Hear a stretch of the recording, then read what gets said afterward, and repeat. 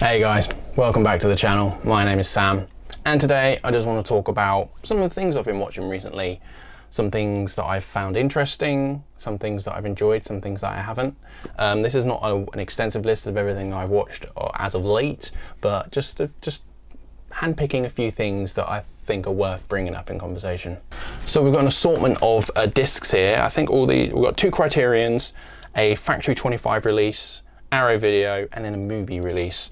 So let's start with one of the Criterions. I think this is out of print now, but this is a Terry Zweigoff's Crumb. Crumb is an absolutely fascinating look at trauma and sort of the emotional damage that can be caused by growing up in a dysfunctional family, and yeah, the historical importance of the cartoons that Robert Crumb created, albeit being very controversial, and yeah, a lot of people, for good reason, take a lot of issue with his work.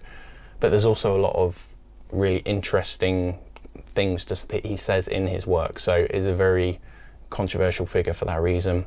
The film is not just about this man and his cartooning career. It's also about his siblings, his brothers and his mother and his father, and just the things that they went through while they were growing up, and how things like in your childhood can affect you as you grow up and affect your worldview later on in life. And it's a very dark, starts off in a very light place, to be honest, and then very gradually descends into being a very complex and dark portrait of this family.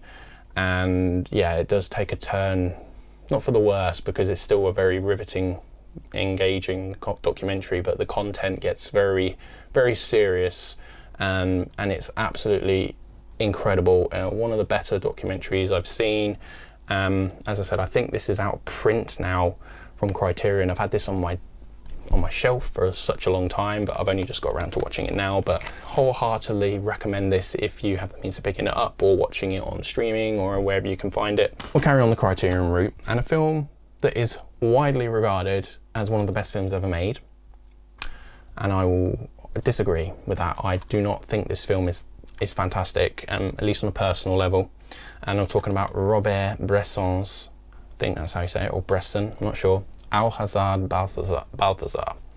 Probably butchered that. But yeah, this came out in 1966. And the reason I watched this or picked it up is, one, because it's meant to be regarded as one of the greatest films of all time.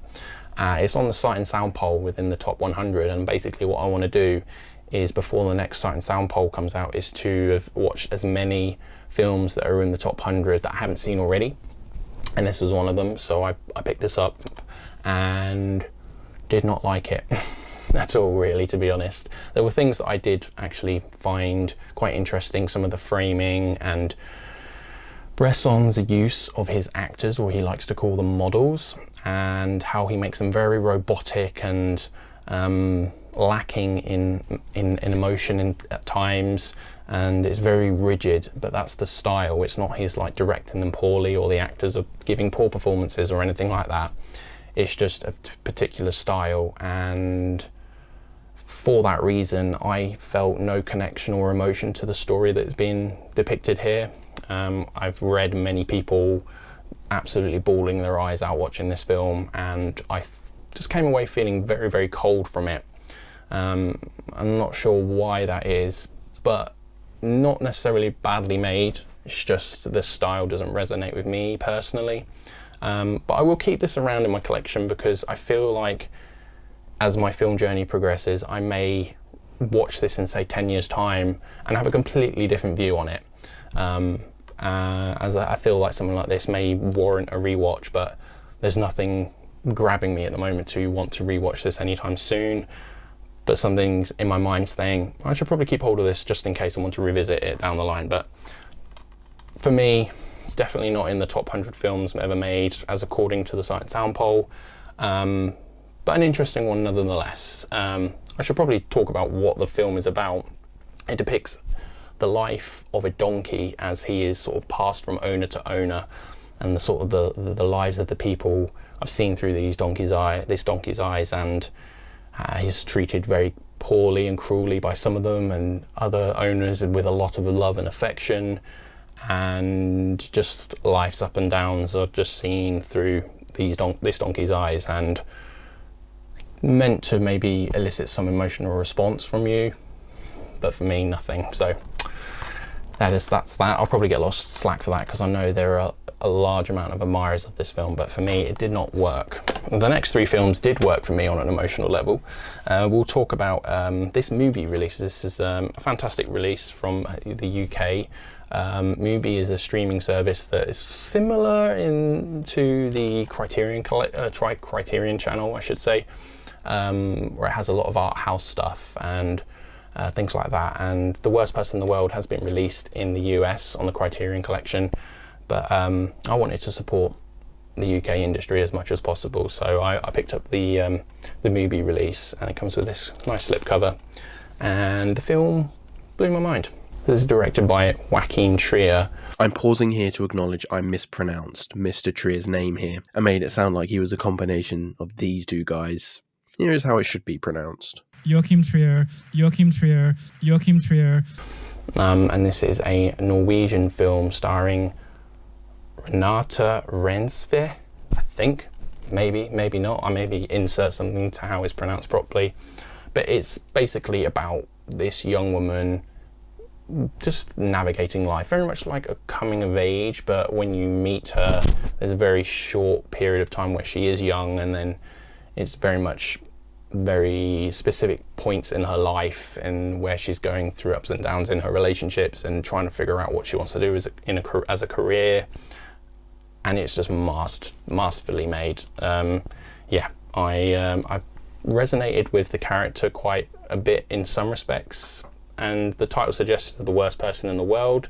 So this person makes some very questionable decisions, some poor decisions, but it's also saying that people are human, and the human experience is very different for everyone. It's depicted here on screen with a fantastic performance. I think Renate won Best Actress at Cannes for this role, and I completely understand why. It's captivating, she's very beautiful, and I look forward to seeing any other work that she may be in, and I want to see the rest of this Oslo trilogy that Joachim Trier has made, sort of loosely connected trio of films. So yeah, absolutely highly recommend this with Renate Reinsve, and it's absolutely fantastic. So highly recommend this, either this movie release or the Criterion Collection release over in the US. The film is a knockout, and honestly, on a repeat viewing of this some point in the future, I could see this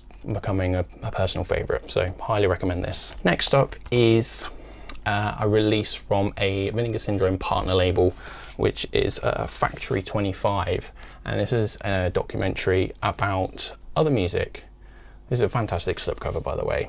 Other Music is was, I should say, a record store in New York City that no longer exists for various reasons, largely to do with the decline in sales of physical media and music, and just the people who set up this company, this store, just not being able to stay afloat anymore.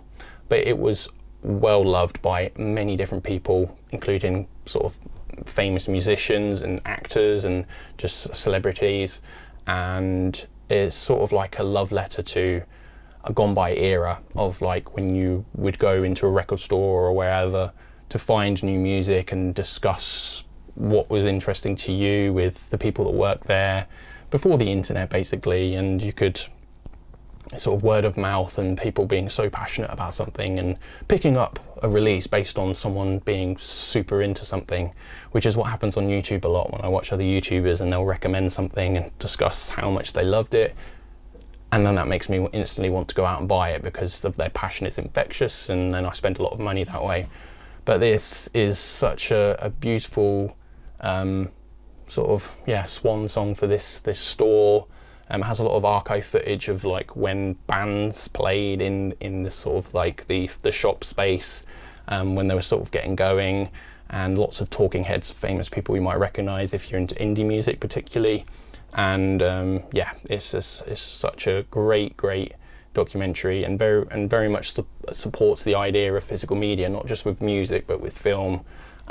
So yeah, this was fantastic from Factory 25. So highly recommend watching this wherever you can. Last but not least, probably my favorite film that I've seen this year. I think it came out in 2020, I think. Yeah, 2020, but it was released on an Arrow video disc and it blew me away. Seriously, the best film I've seen this year so far. I'm talking about Dinner in America.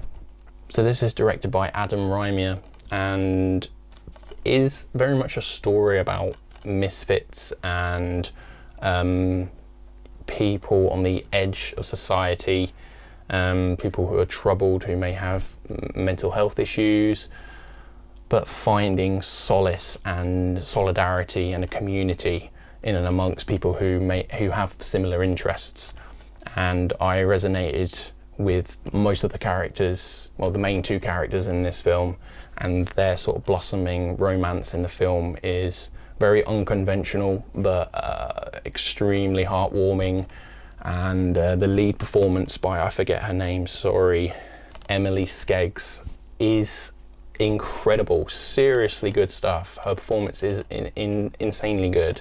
It has a really cool DIY aesthetic to it, which reflects sort of like the punk rock elements of it, as our main character here is sort of like the lead singer in an underground punk band. No one sort of knows who his identity is because he wears a ski mask during live performances, and he's sort of wanted by the police for various different crimes that he may or may not have committed. And without saying any more, it really is one of the best films I've seen in a long time. I think it probably has cracked my top 100 films of all time just on one viewing, and I adore this film. Like, I wanted to put it on immediately after I finished watching it, but I had other things to do, and I needed to like prioritize watching things I hadn't seen before and things like that. So highly recommend this. I think you can still get this on Arrow's website with the slipcover, and just have a look inside. There's the alternate artwork on the inside, and I can't recommend this film enough. It is such a wonderful indie gem that everyone should see, because I love it. So there was 5 things that I've watched recently that I found interesting and wanted to talk about from a few different labels. Have you seen any of these films before? Let me know in the comments what you thought of them. What have you picked up recently? Any films that you'd recommend to me? And yeah, so until next time everyone, take care.